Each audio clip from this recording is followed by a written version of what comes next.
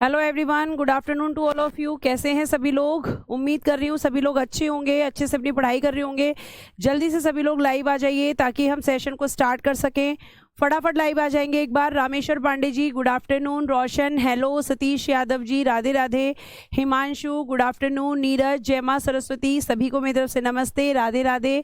बच्चों सारे बच्चे लाइव आ जाएंगे। और जैसा कि आप जानते हैं कि आपका चैप्टर चल रहा था DPSP, ठीक है, आपका एक चैप्टर चल रहा था जिसका नाम है DPSP यानी कि राज्य के नीति निदेशक तत्व।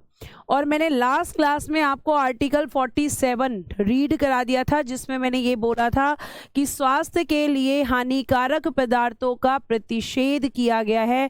राज्य को बोला गया है कि राज्य का ये कर्तव्य है कि वो हानिकारक पदार्थों के सेवन से अपने यहाँ के नागरिकों की सुरक्षा करे।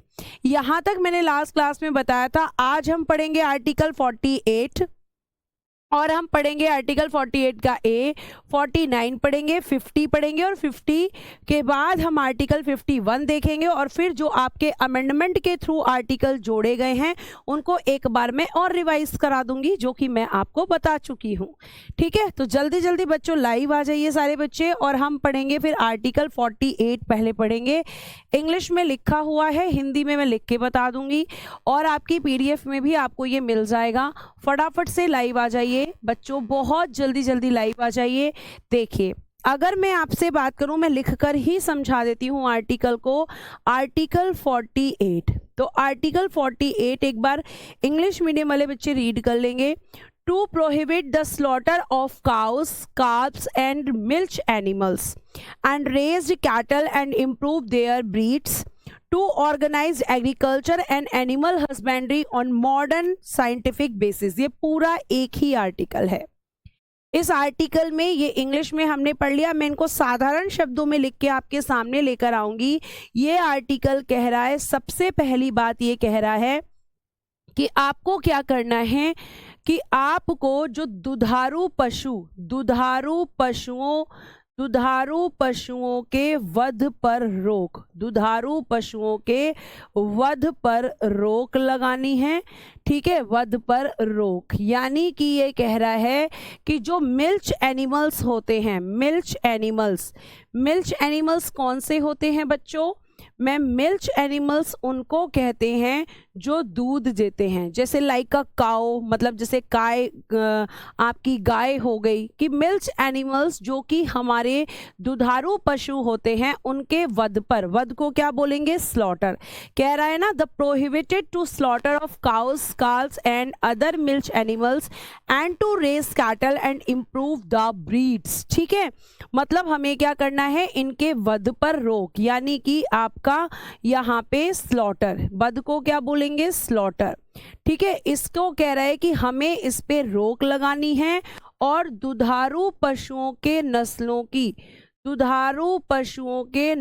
में सुधार करना है। पशुओं की नस्लों में सुधार, दुधारू पशुओं की नस्लों में सुधार।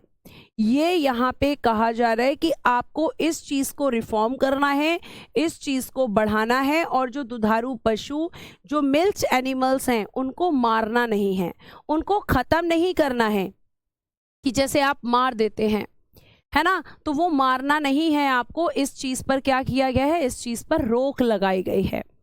ठीक, उसके बाद अगर हम बात करते हैं तो इसी आर्टिकल में और क्या कहा गया है? और इसी आर्टिकल में कहा गया है साथ साथ आपको जो कृषि यानी कि एग्रीकल्चर और बच्चों आपका एक है यहाँ पर पशुपालन यानी कि एनिमल हस्बेंड्री। तो इसमें कहा गया है आर्टिकल में कि आपको एक तो दुधारू पशुओं को मारना नहीं है, जो दूध देने वाले पशु होते हैं। ठीक है, और साथ साथ कहा गया है कृषि और पशुपालन को आधुनिक और वैज्ञानिक बनाना है।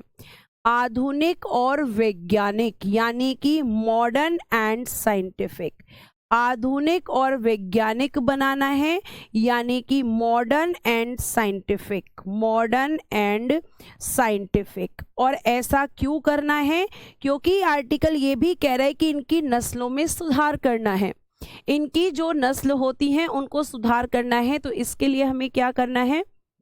इसके लिए हमें इन्हें मतलब साइंटिफिक तरीके से मॉडर्न बनाना है। अगर हम पशुपालन और एग्रीकल्चर में दोनों ही जगह पर कृषि उसको मतलब आपके साइंस को यूज़ करते हैं, तो आपने देखा होगा कि जैसे ड्रोन्स आ गए हैं। अभी आप ड्रोन्स के थ्रू जो खेत होते हैं उनकी आप मिट्टी, सॉइल को चेक कर सकते हैं कि वो सॉइल ठीक है या उसमें कोई प्रॉब्लम तो नहीं है, उसमें क्रॉप्स कैसी होगी।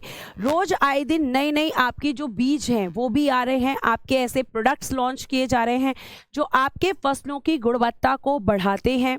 तो इस तरह की चीज़ें अगर की जाएंगी तो कृषि और पशुपालन दोनों को ही आपको यहाँ पे क्या मिलेगा? फायदा मिलेगा। बच्चा कह रहा है कि मैम इसमें क्वेश्चन कैसे बनेगा? तो तनु सरोज जी, इसमें क्वेश्चन ऐसे बनेगा बेटा कि दुधारू पशुओं के वध पर रोक किस आर्टिकल में है? तो भी आर्टिकल 48 आंसर होगा। और दूसरा पूछेगा कि कृषि को और पशुपालन को आधुनिक और वैज्ञानिक बनाने के लिए किस आर्टिकल में बात की गई है?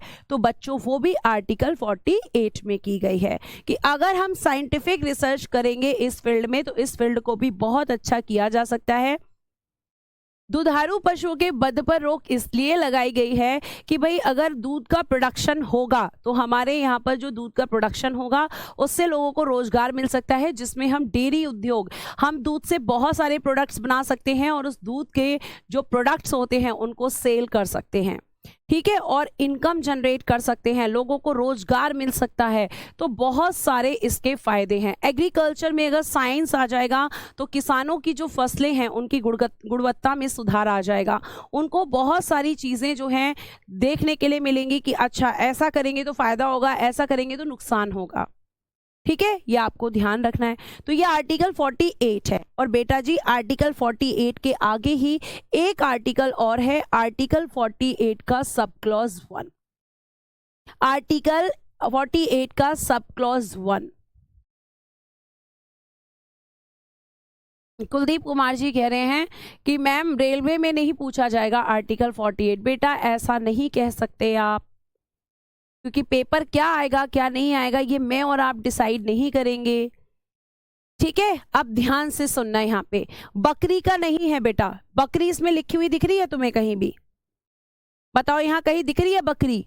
स्पेशली ये गाय के लिए है, क्योंकि फिर अगर मैं बोलूंगी कि बकरी को भी नहीं मारना है तो तुम फिर तुरंत आ जाओगे कि क्यों मारा जाता है उसको। फिर तो बोला गया है, डायरेक्शंस दिए गए हैं सरकारों को, अब सरकार ने कहाँ कहाँ वो डायरेक्शंस फॉलो किए हैं ये भी तो देखना पड़ेगा ना। अभी गाय के लिए आया है, धीरे धीरे बाकी के लिए भी आ जाएगा, ठीक है, आगे चल सकते हैं। हाँ, थैंक यू देव राजपूत जी। चलिए आर्टिकल 48 के सब क्लॉज 48 का ए, पर्यावरण की रक्षा और सुधार करना तथा देश के वनों और वन्य जीवों की रक्षा करना। ये कह रहा है प्रोटेक्शन ऑफ एनवायरनमेंट, सिंपल सी बात, पर्यावरण को सुरक्षित रखना है। अब पर्यावरण को सुरक्षित रखना है तो पर्यावरण के अंदर मैम वन फॉरेस्ट भी आते हैं, मैम वनों के जीव भी, जिन्हें हम वन्य जीव कहते हैं। एक बार इसको इंग्लिश मीडियम वाले बच्चों के लिए रीड कर लेते हैं। To protect and improve the environment and to protect the forest and wildlife of the country. आपको कितना याद रखना है मैम? हमें क्या याद रखना है बेटा? आपको सिर्फ याद रखना है कि आर्टिकल 48 का जो सब क्लॉज ए है इसको ऐड ऑन किया गया है, पहली बात, क्योंकि इसमें कैपिटल ए लिखा है, इसको जोड़ा गया। तो कौन से संशोधन के द्वारा? तो 42वां संविधान संशोधन 1976 के द्वारा, ठीक है। 42nd कॉन्स्टिट्यूशन अमेंडमेंट 1976 के द्वारा, ठीक है। और अगर हम बात करते हैं तो इसमें क्या कहा गया है कि पर्यावरण की सुरक्षा यानी कि प्रोटेक्शन ऑफ एनवायरनमेंट, वन और वन्य जीवों की सुरक्षा, वन और वन्य जीवों की सुरक्षा, ये आपको सिर्फ इतना याद रखना है, इसके अलावा कुछ याद रखने की ज़रूरत नहीं। और चाहे तो आप एक ही वर्ड याद रख सकते हैं कि हमें पर्यावरण यानी कि हमारा जो वातावरण है, हमारा जो पर्यावरण है उसको सुरक्षित रखना है। और पर्यावरण को सुरक्षित रखने का मतलब वन से होता है, वन्य जीवों से होता है, नदियों से, तालाबों से, इन सब से होता है। ये आपको ध्यान रखना है। ठीक है बच्चों, तो समझ में आ गया? जल्दी से थम्स अप्स कर देंगे सारे बच्चे बहुत अच्छे से। अगर आपको कोई चीज़ नहीं समझ आती है तो आप डाउट ग्रुप में पेपर पे लिखकर, अगर आपके 50 क्वेश्चंस भी हैं तो वो 50 क्वेश्चंस मेरे नाम से टैग करो, मैं तुम्हें आंसर दूंगी, ये मेरा प्रॉमिस है। लेकिन डाउट तो बेटा आप ही को पूछना पड़ेगा, क्योंकि क्लास में क्या होता है, कमेंट्स इतनी तेज़ी से भागता है कि आपका जो कमेंट है बहुत तेज़ी से चलता है, जिसकी वजह से कई बार टीचर क्लास में कमेंट्स नहीं देख पाता। तो आप उस चीज़ को लेके ये मत सोचा करो कि टीचर ने मेरे कमेंट का जवाब नहीं दिया, और कोशिश किया करो कि जब टीचर इधर देख रहा है तो आप उस समय कमेंट्स ना करें। ठीक है, प्रदीप कह रहे हैं मैम 40 सेकंड के अकॉर्डिंग ही सारे अमेंडमेंट हुए हैं। नहीं, ऐसा नहीं है। अरविंद सिंह जी बहुत सिंपल बात कह रहे हैं, आर्टिकल 48 का सब क्लॉज ए ये कह रहा है कि पर्यावरण की सुरक्षा करनी है। पर्यावरण में जो वन और वन्य जीव हैं उनकी भी सुरक्षा करनी है बच्चा, इसके अलावा इस आर्टिकल में कुछ भी नहीं है। ठीक है, चलो अब हम आगे देखते हैं। बहुत बढ़िया। आर्टिकल 49 देखिएगा क्या कह रहा है। राज्य की कलात्मक या ऐतिहासिक महत्व के प्रत्येक स्मारक या स्थान की रक्षा करना, जिनको आप कहते हैं हिस्टोरिकल मोन्यूमेंट्स, जिनको आप कहते हैं। ठीक है, देखो यहाँ पे अगर मैं आपसे बात करती हूँ तो कह रहा है to protect every monument or places artistic and historical importance for the state। तो जो भी हिस्टोरिकल मोनूमेंट्स हैं, हम सिर्फ इतना ही याद रख सकते हैं कि जो भी हिस्टोरिकल मोनूमेंट्स हैं, जो भी ऐतिहासिक स्थान हैं, कलात्मक और ऐतिहासिक दोनों की अगर हम बात करते हैं, तो आपको मैं यहाँ पे ये बताना चाहूँगी कि क्या मैम इसका कोई एग्जाम्पल है? किसकी बात कर रहे हो आप? इनका कोई उदाहरण है? बिल्कुल है बच्चों। आप कह सकते हो कि मैम लाल किला इसका उदाहरण है। आप कह सकते हो कि मैम ताजमहल इसका उदाहरण है। आप कह सकते हो कि मैम हवा महल इसका उदाहरण है। आप कह सकते हो कि मैम अजंता की गुफाएं इसका उदाहरण है। आप कह सकते हो मैम एलोरा की गुफाएं इसका उदाहरण है। बहुत सारे एग्जाम्पल आप ले सकते हो। मैम फतेहपुर सीकरी इसका जो है उदाहरण है। तो ये सारे उदाहरण आप यूज कर सकते हो बच्चा। ठीक है, एक्सेट्रा लिख लेना, गुफाएं। ठीक है, क्या लिखेंगे? गुफाएं। ठीक है, क्या लिखेंगे? गुफाएं। ठीक है, गुफाएं क्या है ये?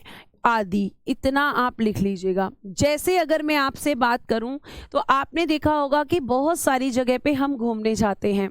हवा महल, Sheesh Mahal, Jaipur pink city, Taj Mahal, Lal Qila, India gate, ये सब क्या है? हिस्टोरिकल मॉन्यूमेंट्स है। फिर बहुत सारे आपकी कलात्मक और ऐतिहासिक स्थल का एग्जाम्पल्स मैंने दिए। तो आपको ये चीज़ ध्यान रखनी है कि भैया आपको यहाँ पे जब आप घूमने जाएं तो आप इनकी, देखो सरकार की तो जिम्मेदारी है ही, लेकिन साथ साथ हमारी भी जिम्मेदारी है कि हम उनको खराब ना करें, हम उन पे दिल नहीं बनाएं, हम उन पे नाम नहीं लिखे। आपने देखा होगा कि इस हद तक हम लोग कर देते हैं कि पेड़ों पर भी दिल बना के नाम लिख देते हैं। उससे होता कुछ नहीं है। उससे केवल इतना होता है कि जो आपकी बिल्डिंग्स हैं उन पे आप क्या कर रहे हो, उसमें आप जो है सरकार का खर्चा बढ़ा रहे हो, क्योंकि आप उसे गंदा कर रहे हो। और सरकार की ड्यूटी है, क्योंकि आपके जो बाहर से जो फॉरेनर्स आते हैं इनको देखने के लिए, वो फिर नहीं आएंगे अगर सरकार भी इनको प्रोटेक्ट नहीं करेगी। ठीक है, तो बेटा कहने का मतलब है कि यहाँ पे जो भी कलात्मक या ऐतिहासिक महत्व के स्मारक हैं, आपको उन पे दिल नहीं बनाने हैं, तीर नहीं बनाने हैं, नाम नहीं लिखना है, क्योंकि भैया इनसे कुछ नहीं होने वाला। ठीक है, इनसे कुछ नहीं होने वाला। सिर्फ और सिर्फ आप क्या करते हैं? सिर्फ और सिर्फ आप सरकार का काम बढ़ाते हैं। ठीक है जी, सारनाथ भी इसमें आएगा, अशोक स्तंभ इसमें आएगा, बौद्ध स्थल इसमें आएंगे। ठीक है, आगे देखिए, ये हो गया आपका आर्टिकल 49। मुझे लगता है आपको बहुत अच्छे से समझ आया होगा। रो रो के, और ये जो दिखाते हो ना तुम हरकतें, तुम्हारी शैतानी जो हरकतें हैं, ये इमोजीज के थ्रू ही तुम मुझे दिखा देते हो। ऐसा करते हो कि नहीं करते हो? बिल्कुल करते हैं मैम, ऐसा ही करते हैं। किसी लड़की का नंबर ना लिखें जी। चलिए आगे देख लीजिए, नेक्स्ट देखिए, अगला है आपका बच्चों आर्टिकल 50। आर्टिकल 50 की जब हम बात करते हैं तो इसमें आपको सिर्फ वो वर्ड याद रखना है जो मैं लिख रही हूं। कह रहा है, ये आर्टिकल कह रहा है न्यायपालिका को कार्यपालिका से अलग रखना है। क्या करना है? न्यायपालिका, जिसको हम कहते हैं जुडिशरी। लिख के समझा रही हूं तो आप लिखे हुए की तरफ ध्यान दें। न्यायपालिका को कार्यपालिका से, ठीक है, कार्यपालिका से आपको क्या करना है? न्यायपालिका को कार्यपालिका यानी कि एग्जीक्यूटिव बताया था ना फर्स्ट क्लास में ही कि आपकी गवर्नमेंट के 3 पिलर्स होते हैं, एग्जीक्यूटिव से अलग रखना है। ध्यान से सुनना, अलग का मतलब है कि कह रहा है कि भैया सेपरेशन रखो, इन्हें सेपरेट रखो, अलग रखना है। ठीक है, इन्हें बिल्कुल सेपरेट रखो, क्योंकि ये साथ में आएंगे तो कभी भी न्याय नहीं होगा। सारे सब्जेक्ट्स कवर होते हैं सूरज सिंह जी। अब प्लीज आप मेरी बात को ध्यान से सुने।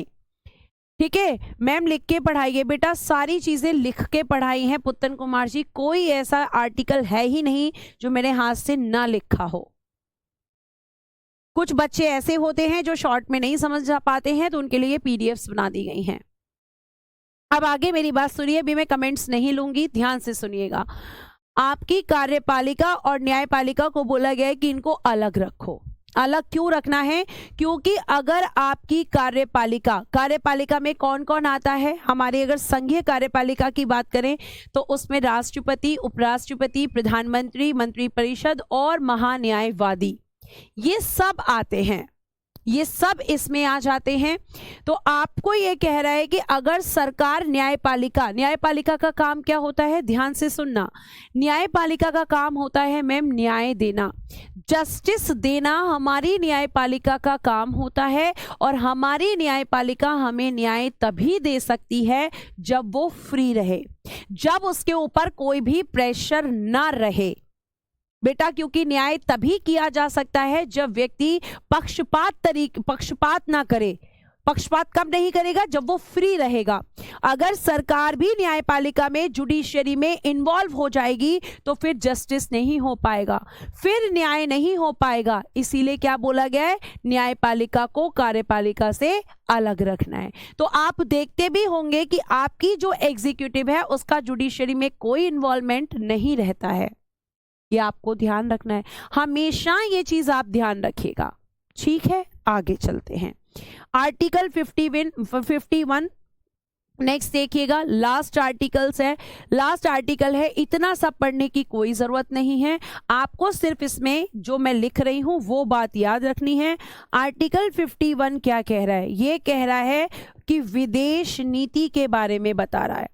ये हमें क्या बता रहा है? विदेश नीति, यानी कि ये हमें बता रहा है फॉरेन पॉलिसी। अभी मैं समझाती हूं कि फॉरेन पॉलिसी क्या होती है, विदेश नीति क्या होती है, या हम ये कह सकते हैं दूसरी भाषा में, ये हमें बता रहा है अंतरराष्ट्रीय संबंध, अंतरराष्ट्रीय संबंधों के बारे में, यानी कि इंटरनेशनल रिलेशंस जो होते हैं, इंटरनेशनल रिलेशंस। बस आपको इतना ध्यान रखना है, इसके अलावा और कुछ पढ़ने की जरूरत नहीं है। ये 2 शब्द या तो अंतरराष्ट्रीय संबंध समझ सकते हो या फिर आप विदेश नीति भी कह सकते हो, है ना। तो अब आप मेरी बात को प्लीज एकदम फोकस्ड होकर सुनना। आर्टिकल 51 बता रहा है कि जैसे आप रोज सुनते हैं कि आज पीएम ब्रिटेन गए हैं, आज पीएम यूएसए गए हैं, आज पीएम साउथ कोरिया गए हैं, या फिर आज हमारे देश के राष्ट्रपति उस देश में गए हैं, तो ये सब क्या होता है? ये सब फॉरेन पॉलिसी के अंदर आता है। आप कहते हैं कि यूएसए के साथ भारत ने ये समझौता किया, भारत ने बांग्लादेश के साथ ये संधि कर ली, तो बेटे जितने भी संधि, जितने भी समझौते किए जाते हैं सारे आर्टिकल 51 में होते हैं। आपके प्रधानमंत्री दूसरे देशों में जाकर अपने दूसरे देशों के साथ में संबंधों को बनाते हैं, ये सब विदेश नीति में आता है।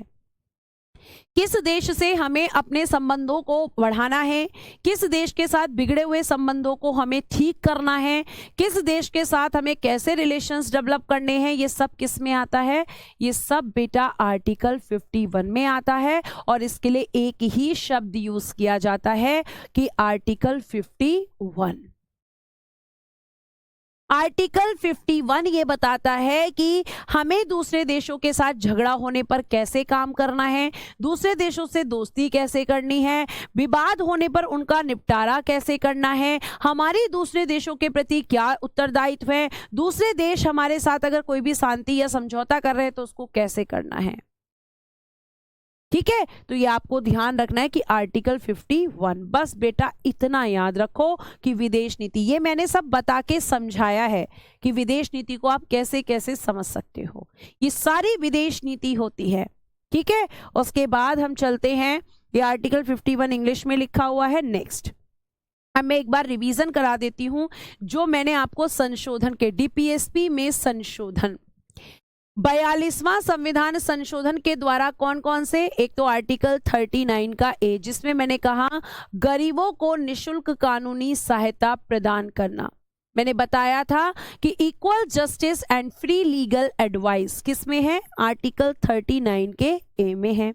एक आपने पढ़ा था उद्योगों के प्रबंधन में श्रमिकों की भागीदारी, बेटा जिसमें मैंने आपको एक हायरार्की सिस्टम बताया था कि यहाँ नीचे से लेकर ऊपर तक नीचे के लोग की भी ऊपर में भागीदारी होनी चाहिए।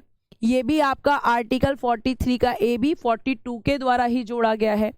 ये वो आर्टिकल्स हैं जो 42वें संविधान संशोधन के द्वारा संविधान में जोड़े गए हैं। उसके बाद आर्टिकल 48 का ए पर्यावरण की रक्षा और उसमें सुधार करना, आज ही बताया है। फिर एक है आपका, देखना अगला चैप्टर हम पढ़ने वाले हैं जिसमें हम क्या बात करेंगे, जिसमें बच्चों हम बात करेंगे, एक मिनट रुक जाइएगा, जिसमें हम बात करेंगे अब मौलिक कर्तव्यों की। जिस तरीके से आपके अधिकार होते हैं उसी तरीके से बेटा कुछ कर्तव्य भी होते हैं। क्या होंगे, कुछ कर्तव्य भी होंगे और उन कर्तव्यों को ही हमें यहाँ पर पढ़ना है, उन कर्तव्यों को ही हमें यहाँ पर पढ़ना है, उसके बारे में मैं आपको बताऊंगी। तो आपको ध्यान रखना है कि जैसे आपके अधिकार होते हैं तो जिस तरीके से अधिकारों की आप मांग करते हैं तो आपका संविधान कहता है कि केवल अधिकार नहीं, आपके कुछ कर्तव्य भी हैं और आप उनको भी समझो। मैं आपको बहुत साधारण शब्दों में अधिकार और कर्तव्य, जैसे मैंने अधिकार तो बता दिए, अब वैसे ही साधारण शब्दों में मैं आपको कर्तव्य भी बताऊंगी। ठीक है, ये आपको ध्यान रखना है। अब देखिए यहाँ पे ध्यान से सुनिएगा। पहले तो हम एक हेडिंग देंगे और कुछ बेसिक चीजें समझेंगे, फिर हम कर्तव्य पढ़ेंगे। आप चैप्टर का नाम लिखेंगे बच्चों मौलिक कर्तव्य। मौलिक कर्तव्य हम अब पढ़ने वाले हैं, जिसको आपने सुना होगा। बच्चे बड़ा कंफ्यूज होते हैं, बेटा इसी को मूल कर्तव्य भी कहते हैं। मौलिक कह दो या मूल कह दो, एक ही बात है, अलग अलग नहीं है दोनों। आर्टिकल 51 में ही आएगा अल्पा मौर्य जी, वो भी विदेश नीति का भाग है। मैम आर्टिकल क्या सीधा सीधा पूछेगा? बिल्कुल मंजीत जी, या तो एग्जाम्पल देके पूछेगा या सीधा पूछेगा। जिस तरीके से मैंने बताए हैं उसमें मैंने एग्जाम्पल भी दिए हैं और आर्टिकल को समझाया भी है। ठीक है, अब मेरी बात को फिर से सुन लीजिए।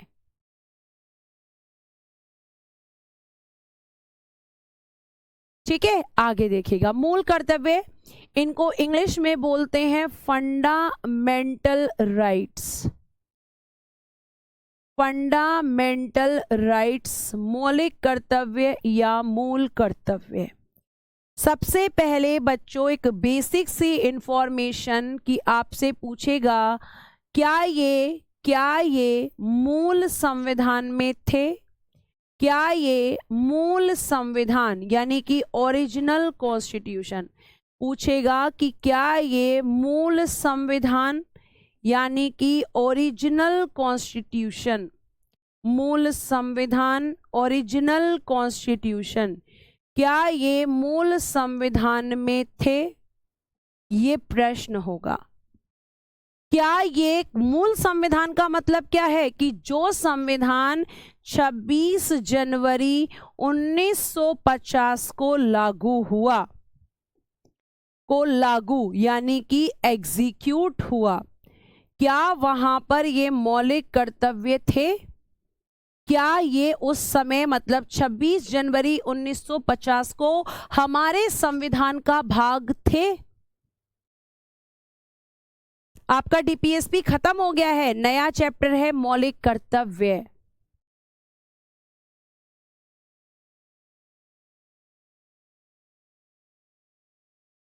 ठीक है, ये मैं आपसे कहना चाह रही हूं। अब मेरी बात को ध्यान से सुनना। अगर हम बात करते हैं, एक मिनट, सॉरी मैंने राइट्स लिख दिया है, इसको ठीक कर लेना बेटा, एक मिनट, इसको ड्यूटीज करना, I am really very sorry, इसको ठीक कर लेना इंग्लिश में, फंडामेंटल ड्यूटीज। ठीक है, ड्यूटीज शुरू हो गए। हम क्या क्या पढ़ चुके हैं मैम? हमने जो है डीपीएसपी को पढ़ लिया है, हमने फंडामेंटल राइट्स को पढ़ लिया है, और अब हम फंडामेंटल ड्यूटीज को पढ़ रहे हैं। ये नया चैप्टर है। ठीक है, आगे देखना। तो फंडामेंटल ड्यूटीज की जब हमने बात की, मैंने आपसे एक प्रश्न पूछा तो आप कहेंगे कि नहीं, ये मूल संविधान में नहीं थे, नहीं ये मूल संविधान में नहीं थे। मतलब ये ओरिजिनल कॉन्स्टिट्यूशन यानी कि 26 जनवरी 1950 को हमारे संविधान का भाग नहीं थे। अब भाग नहीं थे इसका मतलब कि इनको बाद में जोड़ा गया है। और मैम क्यों जरूरत पड़ी इन्हें जोड़ने की? ऐसा क्या हुआ कि इन्हें हमें अपने संविधान में जोड़ना पड़ा?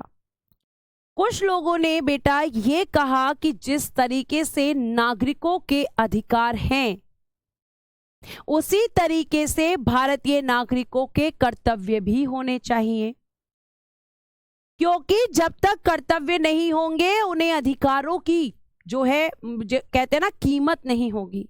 तो अधिकार और कर्तव्य एक साथ चलते हैं।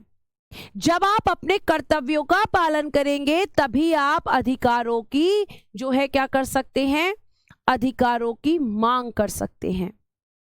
जैसे मैं आपको एक बहुत साधारण सा एग्जाम्पल समझाती हूं। आप अपने घर में ये कहते हैं कि मेरा ये अधिकार है, तो आपके पेरेंट्स ये कहते हैं कि पहले तुम अपने कर्तव्यों को तो पूरा करो। मतलब आज आपका कर्तव्य क्या है? आपका कर्तव्य है पढ़ाई करना, पढ़ाई करके एग्जाम को क्वालिफाई करना और एक नौकरी लेना, वो आपका कर्तव्य है।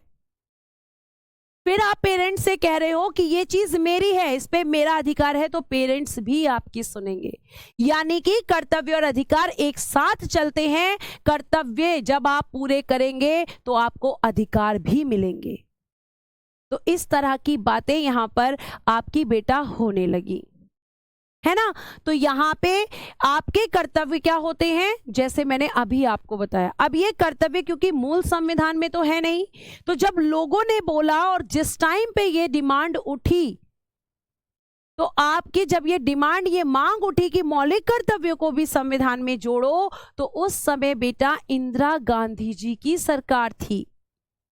किसकी सरकार थी? इंदिरा गांधी की सरकार थी। और इंदिरा गांधी जी ने क्या किया? इंदिरा गांधी जी ने, ध्यान से सुनना कि आपकी इस समय किसकी सरकार थी। देखो, इंदिरा गांधी की सरकार थी। यानी हम कह सकते हैं कि जब मौलिक कर्तव्यों की मांग उठी तो हमारे देश में प्रधानमंत्री कौन थी? प्रधानमंत्री थी इंदिरा गांधी। और इन्हीं की सरकार के सामने ये आया कि भैया कर्तव्यों को संविधान में जोड़ो। तो इंदिरा गांधी इस चीज पर विचार करने लगी और उन्होंने क्या किया, इंदिरा गांधी ने लोगों की मांग पर विचार करने के लिए, ध्यान से सुनना, स्वर्ण सिंह समिति का गठन किया। मैं लास्ट में एक प्रश्न भी पूछूंगी अभी ये सब बता के, तो और आपका अच्छे से आपको हो जाएगा, ठीक है। तो देखना यहाँ पे स्वर्ण सिंह समिति। अब आप कहेंगे कि इसको क्या कहते हैं, स्वर्ण सिंह कमेटी, स्वर्ण सिंह कमेटी, स्वर्ण सिंह कमेटी। सबसे पहले पता होना चाहिए कि फॉर्म्ड कब की गई, मतलब इसका गठन कब हुआ। फॉर्म्ड हुई, गठन हुई ये 1976 में। फिर अगला प्रश्न कि इसमें कुल सदस्य कितने थे, कुल सदस्य यानी कि टोटल मेंबर्स। तो टोटल मेंबर्स थे मैम यहां पर 12। कितने सदस्य थे इस समिति में, 12। स्वर्ण सिंह समिति बनी हमारी, और किसने बनाई, तो इंदिरा गांधी की सरकार थी, इंदिरा गांधी जी ने इस समिति बनाई। और अगला प्रश्न हमारा क्या होगा, अगला प्रश्न हमारा है कि समिति का कार्य क्या था, समिति का कार्य, फंक्शन ऑफ कमेटी। क्या लिखेंगे, function of committee, function of committee, समिति का कार्य क्या है। तो आप लिखेंगे मूल कर्तव्यों को संविधान में जोड़ा जाना चाहिए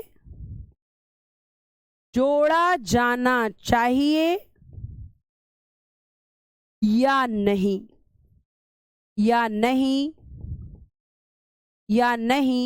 इस पर विचार करना,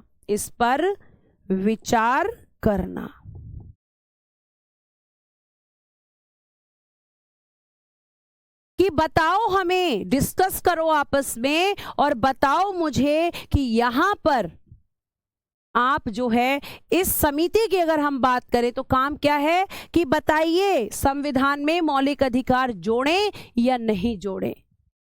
स्वर्ण सिंह कौन थे मैम, बताती हूं।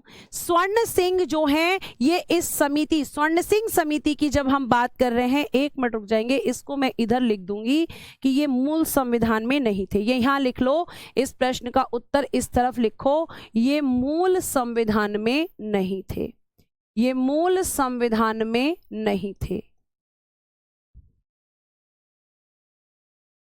अगर हम बात करें तो जो स्वर्ण सिंह हैं इस समिति के, अगर आप मुझसे पूछेंगे कि अध्यक्ष कौन थे, तो ये थे आपके स्वर्ण सिंह। चेयरमैन कौन थे इस कमेटी में, स्वर्ण सिंह, और इसीलिए इस कमेटी का नाम रखा गया था स्वर्ण सिंह समिति।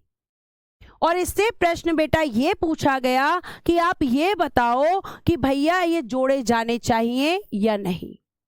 फिर इस समिति ने क्या किया कि इस चीज पर विचार किया, और विचार करके इस समिति ने बच्चों एक रिपोर्ट बनाई, और इन्होंने पहली बात कही, मौलिक कर्तव्यों को संविधान में जोड़ा जाना चाहिए। बिल्कुल आपको ऐड ऑन करना चाहिए, बिल्कुल जोड़ना चाहिए। और दूसरा इन्होंने कहा कि 8 मौलिक कर्तव्यों को जोड़ा जाना चाहिए। कि मौलिक कर्तव्य कितने जोड़े, 8 कर्तव्य जोड़े, और 8 इन्होंने लिखकर बताए। इन्होंने कहा यस जोड़ना चाहिए।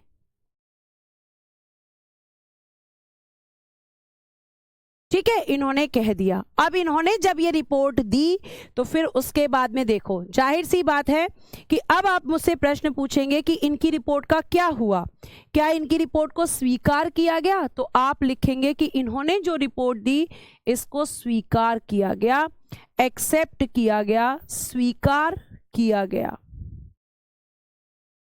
कुछ परिवर्तनों के साथ स्वीकार किया गया, कुछ परिवर्तनों के साथ कुछ चेंजेस कर दिए इसमें, कुछ परिवर्तनों के साथ, यानी कि क्या चेंजेस हुए वो भी अभी आपको समझ में आ जाएगा जब मैं आगे लिखूंगी। एक्सेप्ट हो गई, मतलब अब ये एड ऑन होंगे, ये जोड़े जाएंगे। तो अब एक्सेप्ट हुआ है, स्वीकार हुआ है, तो क्या करना पड़ेगा कि मैम अब हम इन्हें एड ऑन करेंगे, अब इन्हें जोड़ा जाएगा। तो जब इन्हें जोड़ा जाएगा तो हम ये जानना चाहते हैं कि फिर क्या होगा, तो मैम संविधान संशोधन होगा, संविधान संशोधन होगा, कॉन्स्टिट्यूशन अमेंडमेंट होगा, कॉन्स्टिट्यूशन अमेंडमेंट।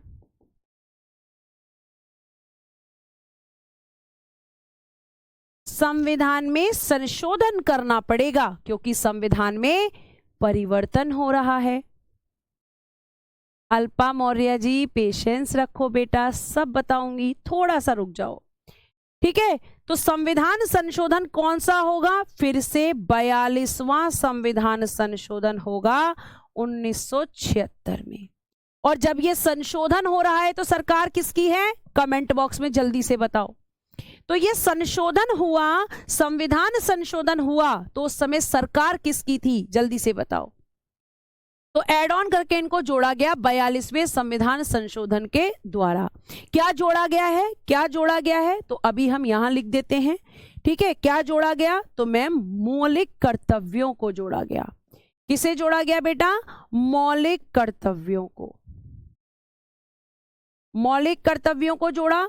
अब जब इन्हें जोड़ा तो इन्हें कहां रखा, तो आप कहेंगे कि संविधान के भाग 4 के ए में। किसमें है, भाग 4 के ए में। बेटा कैपिटल ए क्या दिखा रहा है कि ये मूल संविधान में नहीं थे। बेटा मौलिक अधिकार नहीं पढ़ रहे हम, मौलिक कर्तव्य पढ़ रहे हैं। इंदिरा गांधी, बहुत बढ़िया। कुछ बच्चे जो है अलग ही दुनिया में हैं, मैं बता चुकी हूँ कि अधिकार अलग है और कर्तव्य अलग हैं। आप ध्यान से पढ़िए, क्लास में अच्छे से फोकस कीजिए चीजों को। इंदिरा गांधी बहुत बढ़िया, बिल्कुल आपकी इंडियन नेशनल कांग्रेस, सॉरी आपकी कांग्रेस की जो है सरकार थी। किसकी सरकार थी, कांग्रेस की। पीएम कौन थी, आपकी इंदिरा गांधी, बहुत बढ़िया। फिर उसके बाद में किस आर्टिकल में या किस अनुच्छेद में इनको रखा गया, तो रखा गया आर्टिकल 51 के ए में। कौन सा आर्टिकल था बच्चों, 51 का ए। फिर अगला प्रश्न कहां से लिया है, तो रूस या सोवियत संघ, दो चीजें आपको ऑप्शन में मिलेंगी, रूस या सोवियत संघ के संविधान से लिया गया, के संविधान से लिया, यानी कि टेकन फ्रॉम रशिया, ठीक है। इंग्लिश में लिख दीजिएगा, टेकन फ्रॉम रशिया या यूएसएसआर। एक ही बात है, एक ही बात है। अगर आपसे पूछा जाए कि मौलिक कर्तव्य कहां से लिए गए हैं, तो या तो ऑप्शन में होगा रूस या फिर ऑप्शन में होगा सोवियत संघ, या तो ऑप्शन में होगा रूस या ऑप्शन में होगा सोवियत संघ, ठीक है। जोड़ लिया गया, इनको जोड़ दिया गया और रख दिया गया। लेकिन अब प्रश्न ये उठता है कि ये जो आपके एड ऑन किए गए, जोड़े गए 42वें संविधान संशोधन के द्वारा, तो कितने कर्तव्य जोड़े गए, ध्यान रखना 10 कर्तव्यों को जोड़ा गया। कितने कर्तव्यों को, 10 कर्तव्यों को जोड़ा गया। यानी कि 10 फंडामेंटल ड्यूटीज यहां पर ऐड हुई, कब, 1976 में। और इसने कितनी बोली है, इसने बोला 8, लेकिन सरकार ने इसकी 8 नहीं मानी। इसने सरकार की क्या मानी, इसने सरकार ने कहा कि नहीं हम 10 जोड़ेंगे।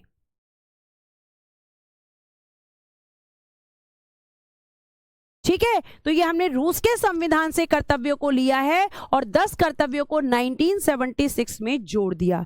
लेकिन अगर आज हमसे प्रश्न करे कोई कि वर्तमान में मौलिक कर्तव्यों की संख्या, वर्तमान में इनकी संख्या,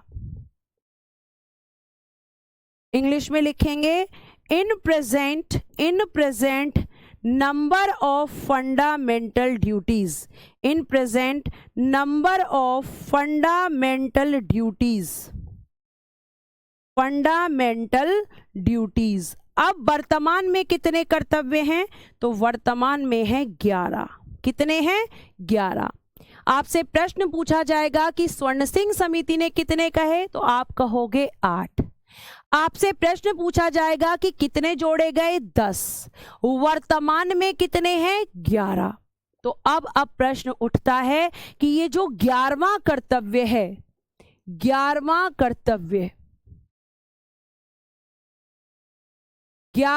कर्तव्य यानी 11 नंबर की जो ये ड्यूटी है, ये बाद में जोड़ी गई है। इसका मतलब क्योंकि 10 थे 1976 में, तो 11वें को क्या किया गया बेटा? 11वें को इसमें एड ऑन किया गया। एड ऑन यानी कि जोड़ा गया, और जाहिर सी बात है जोड़ा गया है तो संशोधन जरूर हुआ होगा। तो कौन सा संशोधन था? 86वां संविधान संशोधन 2002। 2002 के द्वारा 11वां जोड़ा गया। ठीक है, ये आपको ध्यान रखना है। अब इसमें क्या है, 11वां कर्तव्य है क्या? तो 6 से 14 साल के बच्चों की शिक्षा का उत्तरदायित्व,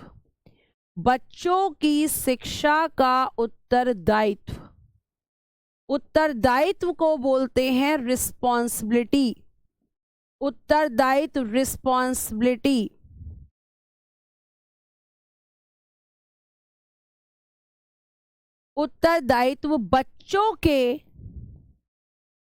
बच्चों के माता पिता यानी कि पेरेंट्स, माता पिता का होगा।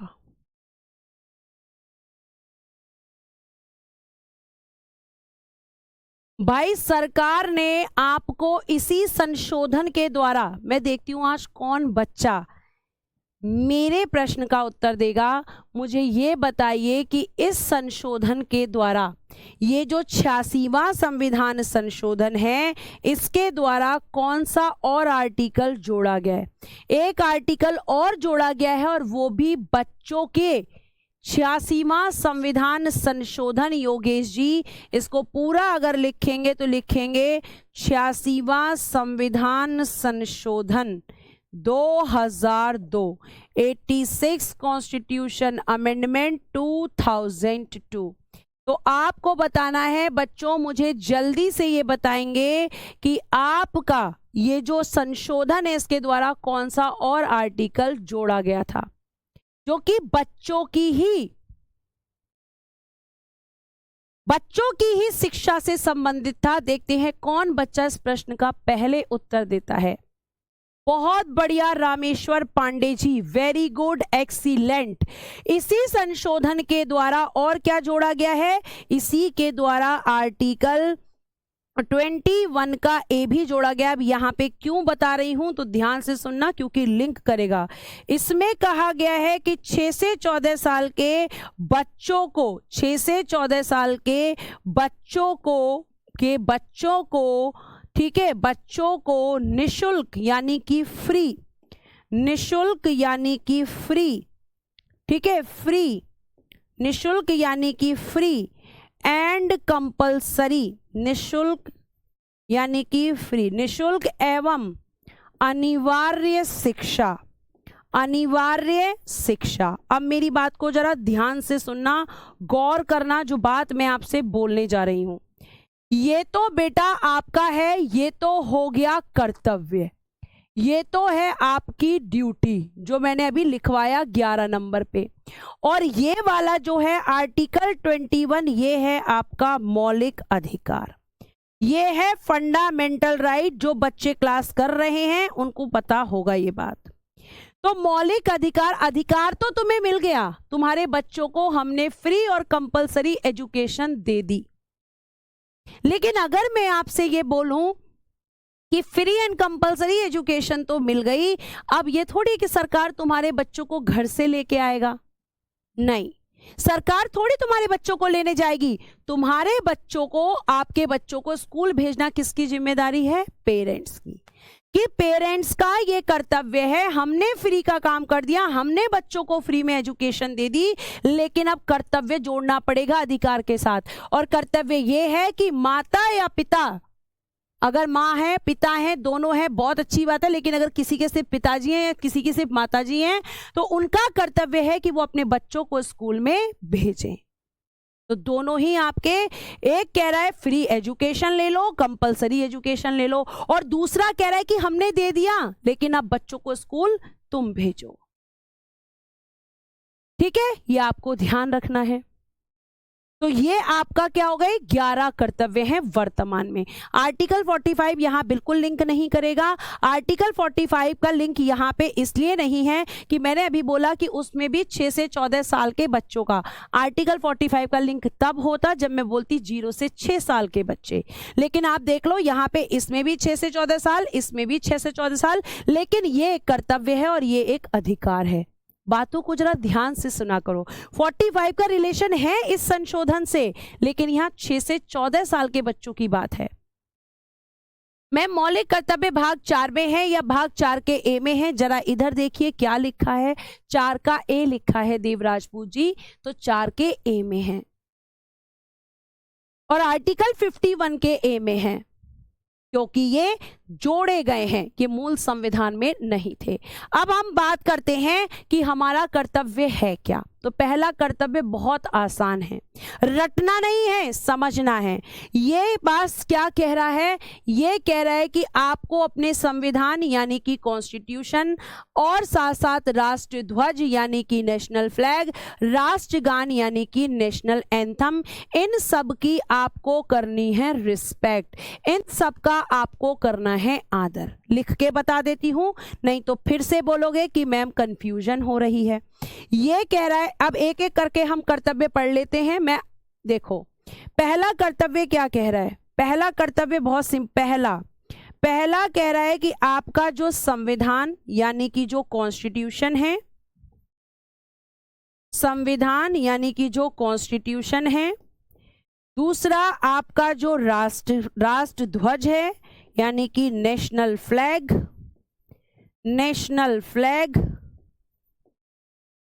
ठीक है, और आपका जो राष्ट्रगान है, राष्ट्रगान यानी कि नेशनल एंथम,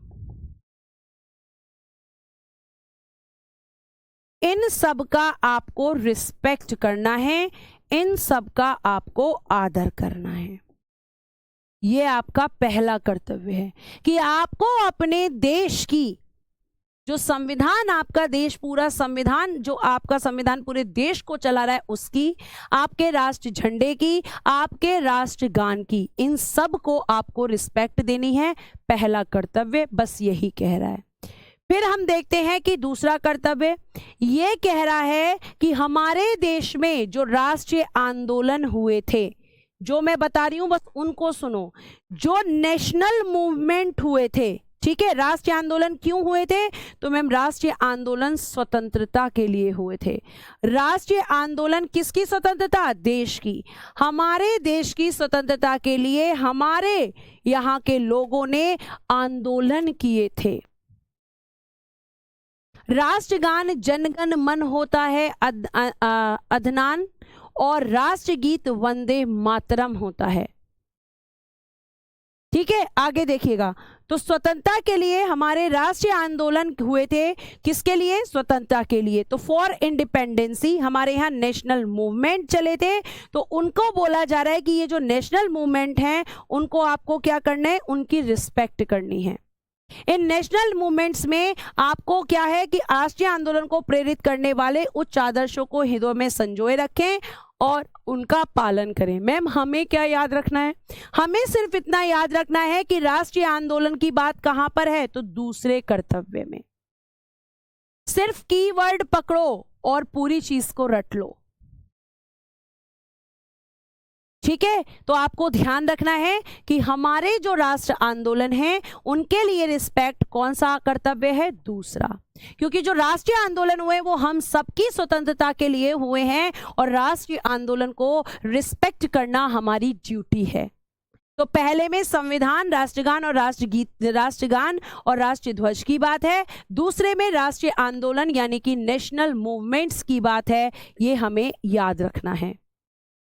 ठीक है, उसके बाद तीसरा क्या होगा, तीसरा बड़ा इंटरेस्टिंग है, ध्यान से सुनना।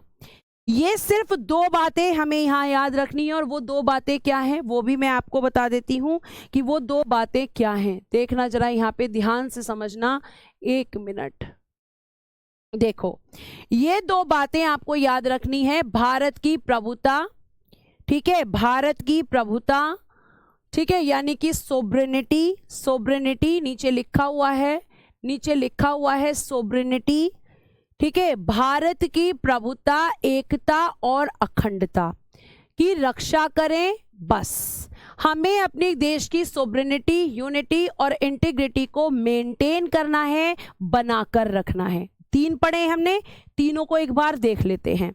पहले में हमने पढ़ा कि मैम संविधान, रिवीजन करा रही हूं, संविधान, राष्ट्रगान और राष्ट्रीय ध्वज, इनका हमें आदर करना है, इनका हमें रिस्पेक्ट करना है।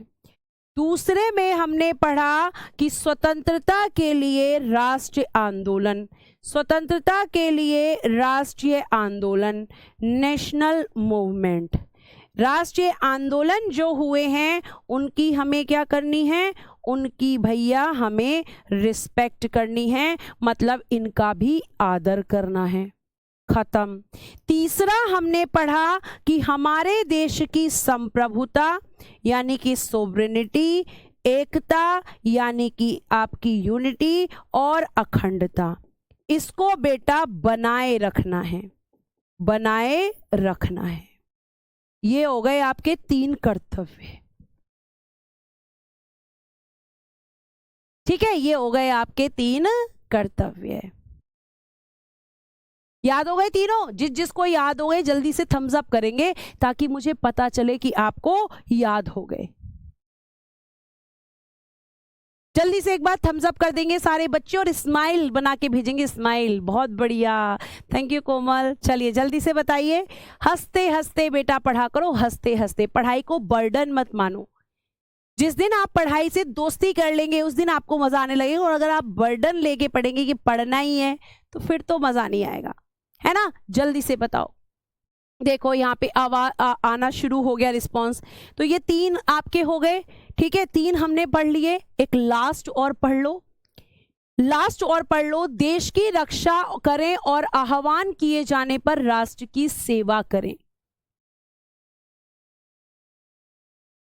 ठीक है, आपका ये कह रहा है आर्टिकल, ये 4 नंबर की ड्यूटी की देश की रक्षा करना है, देश की रक्षा करना है। और आपके देश को जिस दिन आपकी जरूरत हो आपको एक सैनिक की तरह लड़ना है। कौन सा आर्टिकल कह, सॉरी कौन सा कर्तव्य कह रहा है? 4 नंबर का। तो यहीं पे जोड़ लो, आपका क्या कह रहा है, बस यहाँ पे इतना या इतना जोड़ लो, इसमें जो मैंने लिखवाया है इसमें इतना जोड़ लो, चौथा वाला कि देश की रक्षा करें। बस देश की रक्षा करें, बस इतना हमें याद रखना है कि अपने कंट्री की हमें रक्षा करनी है। और कैसे करनी है? एक सैनिक की तरह।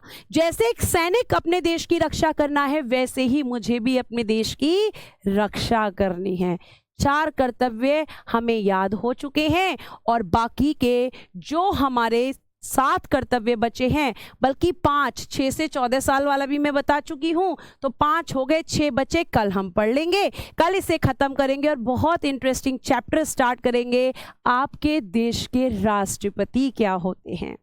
हाँ जी, टाइम हो गया है। बहुत बहुत थैंक यू इतने प्यारे प्यारे इमोजी भेजने के लिए, और उम्मीद करूंगी कि अब सारे बच्चे बर्डन नहीं लेंगे। जी, देश की रक्षा करना आपका और मेरा कर्तव्य है। तो इस लाइन के साथ में आज मैं अपनी क्लास को विराम देती हूँ। तो जल्दी से सारे बच्चे बोल देंगे वंदे मातरम। जय हिंद, जय भारत। आज के लिए इतना ही। Thank you so much. Bye bye, take care and good day everyone.